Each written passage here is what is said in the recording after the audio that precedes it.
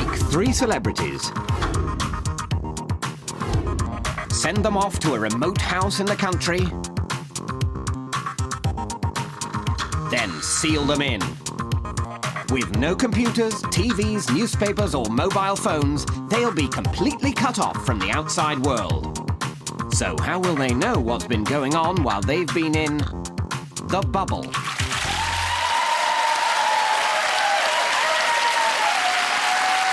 Good evening. I'm David Mitchell and welcome to The Bubble, the show where we ask 3 celebrities to spend the week completely cut off from the outside world. No newspapers, no TV, no internet, nothing. So they don't know anything at all about the Second Falklands War. Sorry, Malvinas War. Before we release them back into Gran Britannia, we're going to show them a selection of news reports. Some of them are genuine, some of them have been faked. But will they be able to tell the difference? So let's meet tonight's guests, straight from the bubble. Please welcome Jon Richardson, Germaine Greer and Ed Byrne.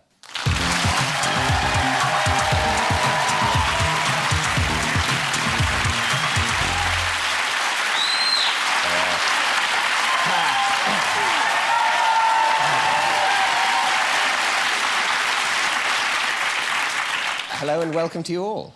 And you have genuinely been cut off from all the news for the whole of this week. Any clues to what might have been going on at all? We played fantasy news, but it got a bit samey. We couldn't get Jeremy Clarkson out of it. Yeah. We're determined that he sent naked photographs of himself to Piers Morgan. That's what we decided. That's what he's done. Has he? Well, you'll have to wait and see. Was it Anne Widdecombe? No, not Anne Widdecombe sending... Jeremy Clarkson sending naked photos of himself to Anne Widdecombe. That's probably the least disgusting way those words can be turned into a sentence, but it's still not great. I imagine that Jeremy Clarkson's penis looks like an identical miniature Jeremy Clarkson. Do you know, I've been on this earth for 35 years and I have never bothered to try and imagine Jeremy Clarkson's penis. So, let's begin. I'm about to show you a selection of news stories, TV reports, headlines and newspaper articles from recent days. All you have to do is decide which are the real stories and which are the fakes. What could be simpler than that? So, let's start with some TV news story. You're going to see 3 news reports, but only one of these has genuinely been on the TV news while you've been in the bubble. The other 2 are fakes. Can you spot the real story? So let's have a look at Report A. What do you get if you cross Norman Tebbit, a no-nonsense politician, with a fancy-dressed dragon? The dragon was leading Chinese New Year celebrations outside the Canton restaurant in Bury St Edmunds.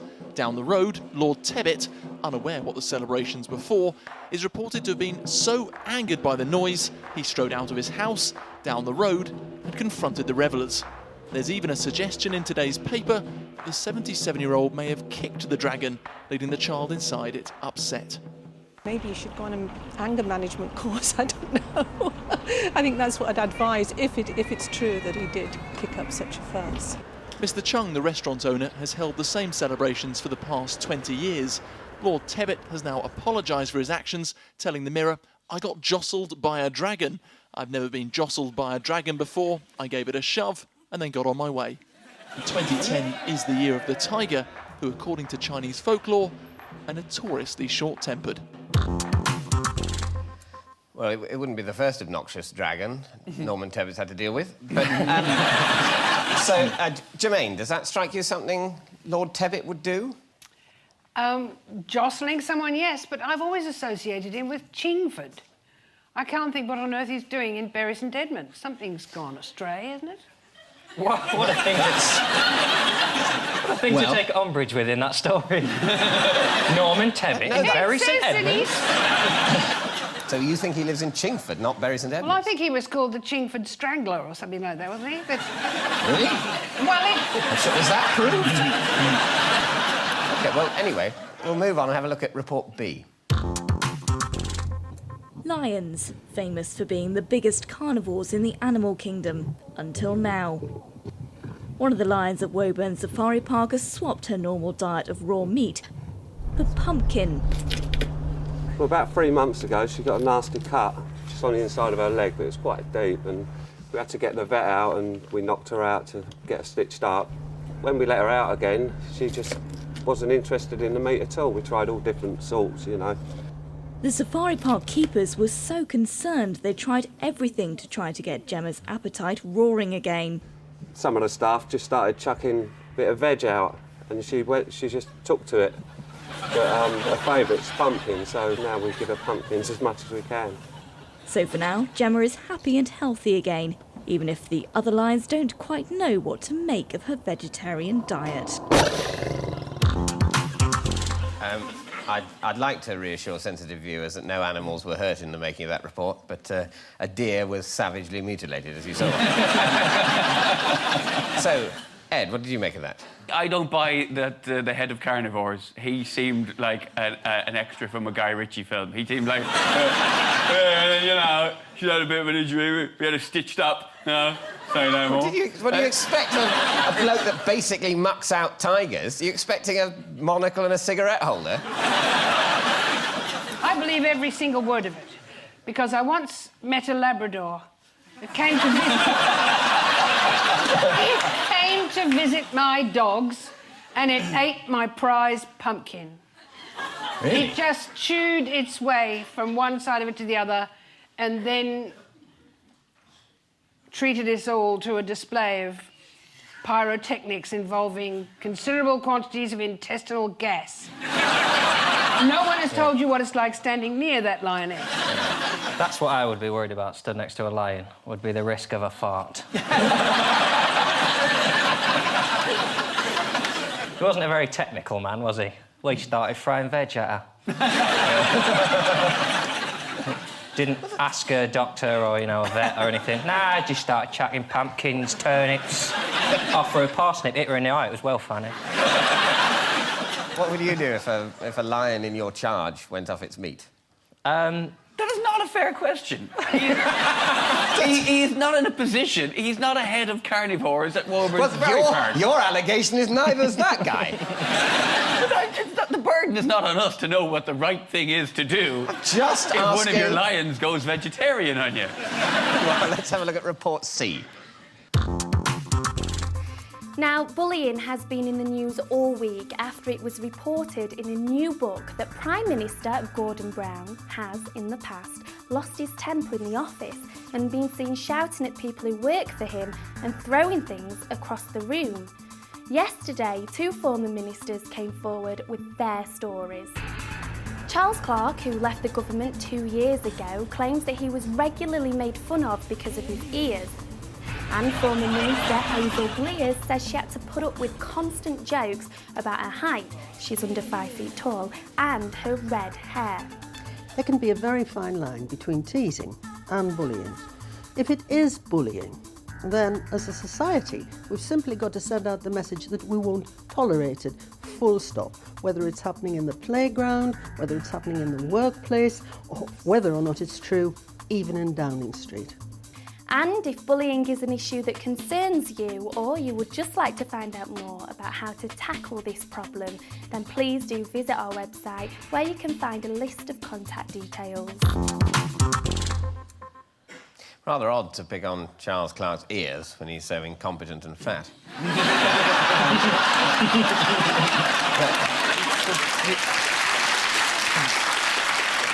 But, John, do you think that's the sort of thing children's TV would broadcast, or would the switchboard just be jammed with kids asking what a Prime Minister is?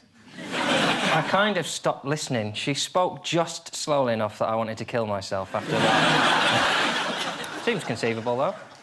He's got big ears, hasn't he?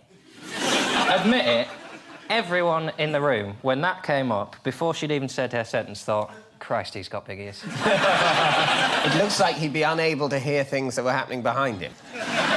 All the people behind his back saying he's got big ears. Yeah. So how does that look in plausibility compared to the other two? Well, the news story is real. I mean, that was going on last week. There was talk of Brown bullying people in Downing Street.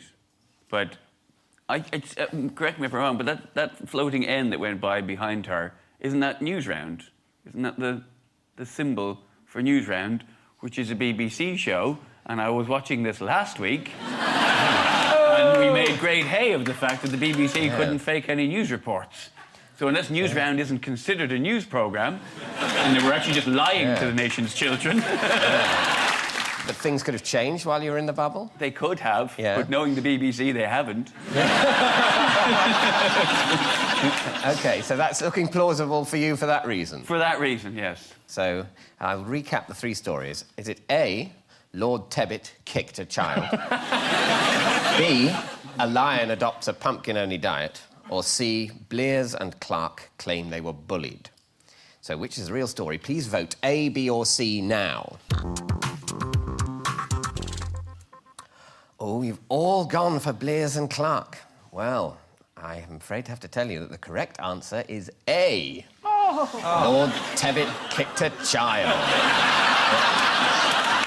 Yes, the child was dressed as a dragon. In fact, the child was dressed as the dragon's bottom. Someone else was playing the dragon's head. Presumably, the dragon's head could say whatever he liked to Lord Tebbit, and all Lord Tebbit could do was kick the person behind him. That's called being unaccountable. Was I wrong about that being news round then? You were. Right. It was what that was mocked up by us. What we did to make it look like News Round was deploy the letter N. Yeah. But did you deploy the news round letter N, or is that just any old N? The actual News Round logo is, in fact, an N and an R. The BBC News have tried to copyright the letter N, but it's not allowed. What we did have to do is reverse the colours of the background, because we'd done it, I think, as that kind of purpley colour on blue, which apparently News Round have, so we had to reverse it, because only they're allowed to use those colours. Because we're just comedy scum. But nevertheless, it still looked plausible enough. It fooled us. Yes. Yeah. I'm not an avid watcher of news rounds, not as much as I used to be. Yeah. Then they've changed the logo since then. And she wasn't born when I used to watch news rounds. So... They have changed it a lot since John Craven said hello again. Yeah. I mean, every day I loved it. He'd say hello again. I thought, that's rather presumptuous. You know, I was, it happened, watching previously, but did he say hello again in the first episode? In which case, that would be insane. But yes, I wasn't surprised you went for the Brown bullying story, because it has been in the news, but there have been no accusations from Clark and Blears. But what's happened while you've been away, on Monday, the National Bullying Helpline claimed to have had a number of calls from number 10 Downing Street, and the head of that organisation, Christine Pratt, went public with that, because it's supposed to be... What is it about this woman you think made her want to set up an anti-bullying helpline? It was supposed to be a confidential helpline. Then she went public in an attempt to, basically, it seems, smear the government. And then most of the patrons of her charity resigned. Anyway, this has, you're quite right, been a big story all week.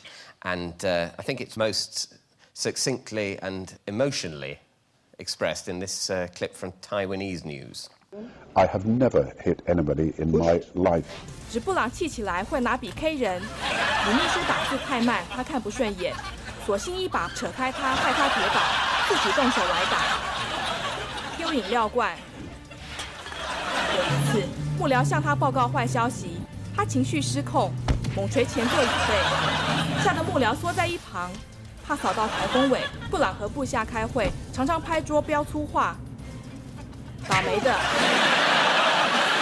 I don't think when walking along a corridor and he sort of has that thing where he's trying to get out of somebody's way and they're trying to get out of his way, that he would give it 2 moves before going, oh, arse! I don't think he's... Yeah, and I think that goes beyond any allegation that's been made. Yeah. Although I've never seen the Prime Minister look better. In that moment, just jump to side and then smack. I want to know what that woman was supposed to have been doing on the computer and failing to do. You made her drag her off and throw her to the ground. I'll do it myself. Yeah. Honestly. And in another report about Gordon Brown's behaviour, it's alleged that when he was touring a factory, he flew into a rage whilst taking a phone call and hurled a tangerine into a laminating machine. So at the end of that round, none of you got it right, so I keep the points.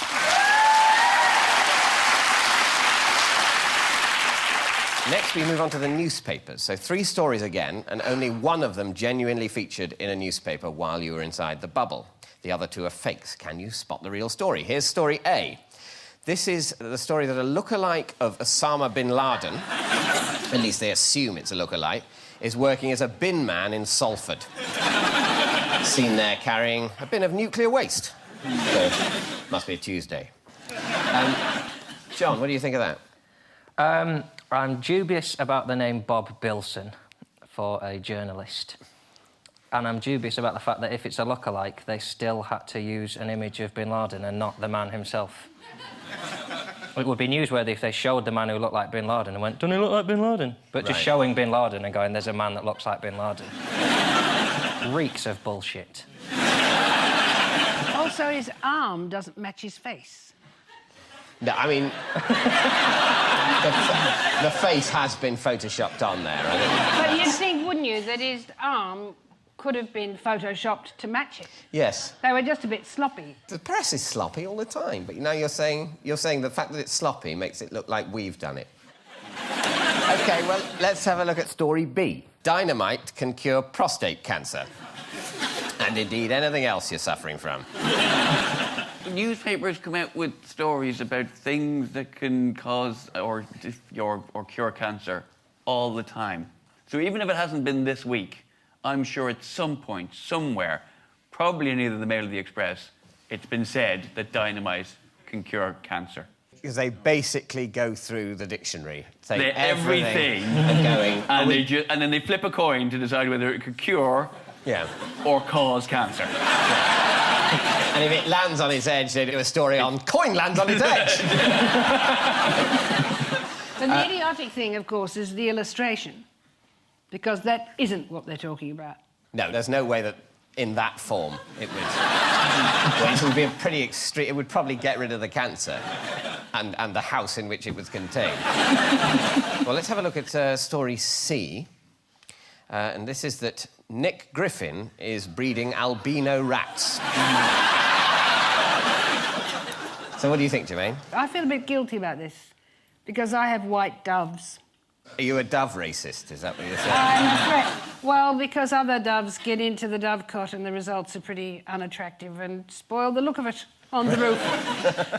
So people tend to pick them off with an air rifle every now and then. Right. Just so they look coordinated.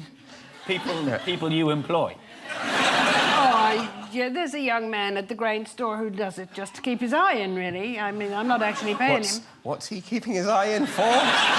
Shooting more pigeons, because they're a big... I thought you were offering sexual favours. I think he'd probably never come again if I did. So I find that's an entirely plausible story. Right. But what we don't know is whether it ever appeared in a newspaper, which is what we're being asked, is it? That's it, yes. Why would he possibly want rats? Maybe it's to make himself look more cuddly and human if he sits next to some rats, you know. The same sort of thinking that made Gordon Brown be interviewed by Piers Morgan.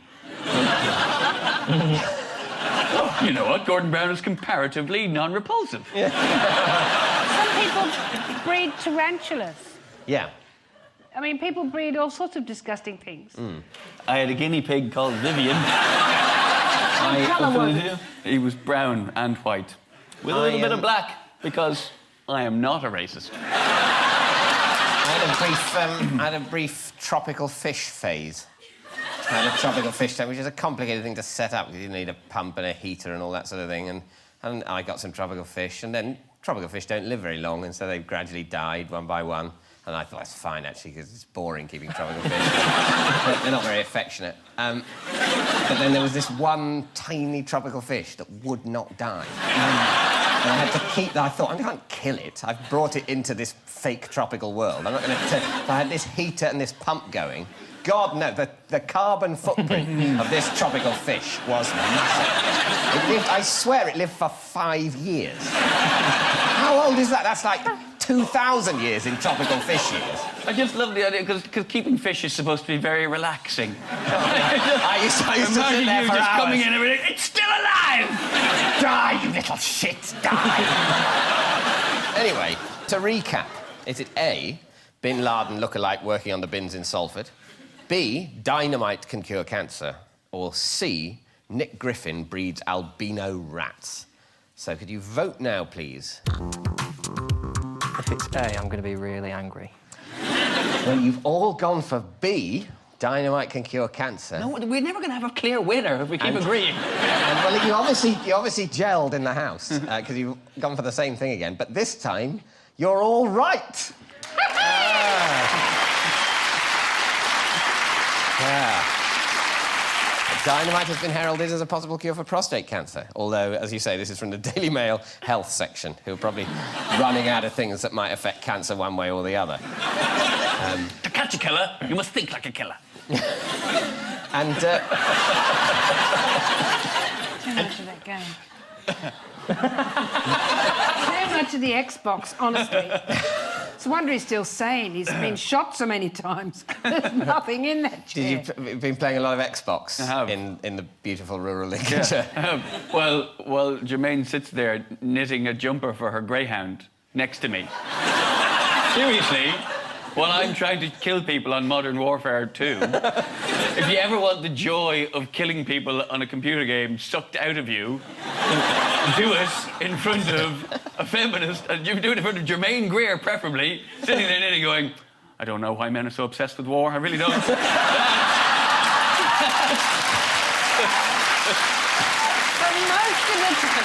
That will ruin your gaming experience. Look, it's not true. Most of the time I just said to him things like, aren't you dead? Yeah. She was really paying attention as well. It was really funny. He was dead a lot. Yeah, right. War is hell, Germaine, war is hell. She was really paying attention. She didn't realise how much attention she was paying until... Did you die again? Yeah. You're never going to catch Makarov now, are you? That sounds sort of idyllic. You were far more relaxed shooting people than you were knitting. Oh, you were actually quite chilled out shooting innocent people in an airport, but you were effing and jeffing and... I've got a knot in my fucking wall.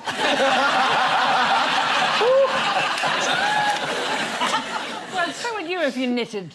And you've got expensive wool there, and you go knit, and suddenly there's a bloody great knot. How dare they? I mean, a proper knot. There was not just a tangle, a big... 4 days of this. Off. 4 days. Well, anyway, at the end of that round, you all get a point.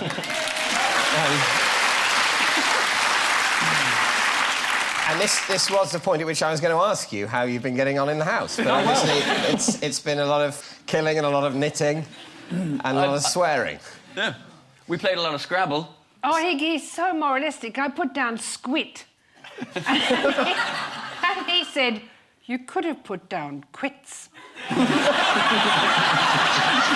if you would. I mean, when you've got squit, would you go to quits? Yes, no, absolutely. Rude is better, right? And then the argument over whether or not one can be a squit. Oh, that raged for a while. I tell you what, if you also want to cause a breakup amongst people, put them in a house where they can't have the TV or the news or anything like that, give them a Scrabble board and no dictionary. Right. And then watch the sparks fly. I think you could have been allowed to... Sorry, a squit. Well, yeah, if you were squitting, if you were sitting there and you had the squits, then you were sitting a squit. He's all a squit. He's all a squit, yeah. Right. Then you could do a word across there with an A in it, leading to the triple word score, and boom, the game is yours. He had a dodgy Vindaloo, and now he's all a squit. He sits a squit. He sits a squit. See if you can tell, David, who you think took Scrabble the most seriously. well, in fact, we have some footage of this game. Just look. I mean, this isn't fair. Nobody... Look, camera, nobody ever had a hand like that.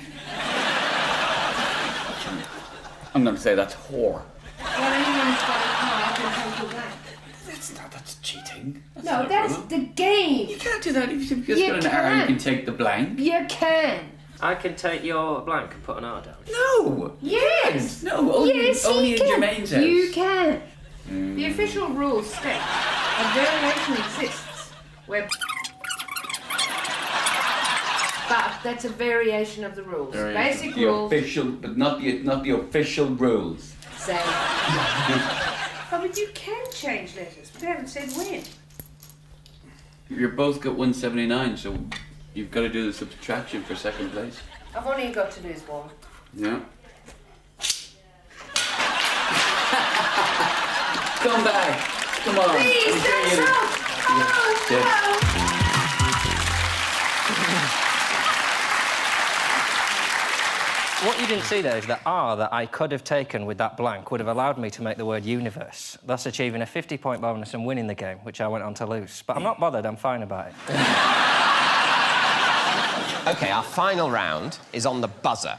I'll read you some news stories from the last week that may or may not be real. If you're first to buzz in, please answer fake or real. If you're right, you win a point, but if you're wrong, you'll lose a point. And I can tell you there's absolutely nothing in it. Let us begin. A woman with a medical problem in both of her eyes has been forced to have her left eye treated at one hospital and her right eye treated at a different hospital 30 miles away. That has to be real. It is real, yes. A cockerel that has been waking neighbours in Taunton, Somerset, has been given an ASBO. Ed. Real. Fake. Aardman Animations have forced YouTube to remove a graphic sex scene between Wallace and Gromit. Germaine. Real. Fake. At the World Cup in South Africa, special buses will ferry England fans from a pub to a nearby brothel. Ed. Real. That's real. Noel Edmonds' new quiz show, where the question master is a monkey, has been commissioned by Channel 4. Ed. True. Fake. But we'll be keeping our eyes on it. A Japanese company has developed a fire alarm that gives off the smell of wasabi rather than a screeching noise. Ed. Real. Real. Simply Red star Mick Hucknall has shaved... Whatever it is, it's real. I'll finish the question. Simply Red star Mick Hucknall has shaved his head and will sell his hair to the highest bidder at a Labour Party charity auction. And it's fake. London Underground have noticed a fault in their ticketing system, meaning that by tapping a real oyster on the Oyster card reader, you can get a free journey. Fake. Fake. And finally, Susan Boyle was mistaken for the Queen by Eurostar staff in Paris. Germaine. Real. It is real. So at the end of that, the winner is Germaine. Congratulations. Let's have a look at a few of the ones you all got wrong in the buzzer round. Germaine, you believe that they've asked YouTube to take down a sex clip between Wallace and Gromit. I found that very plausible, I must say, because I think there are all sorts of people mock up all sorts of animation sex clips. That means it's still up there. Can you imagine the dedication that you're having to do every second of this sex encounter over weeks and months, just changing the plasticine? You'd only have to do it once, wouldn't you, and then just put it on repeat.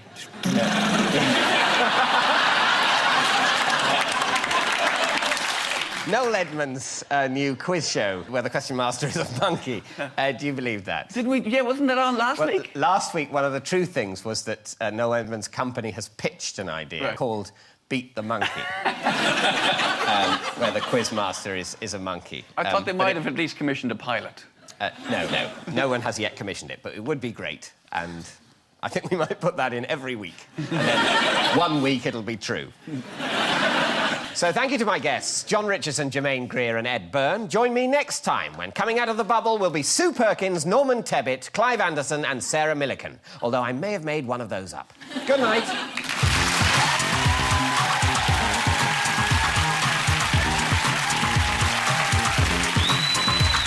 Coming up, Banksy, Henry Moore and Alice in Wonderland. Challenging chat with The Review Show here on BBC Two at 11 after Newsnight next.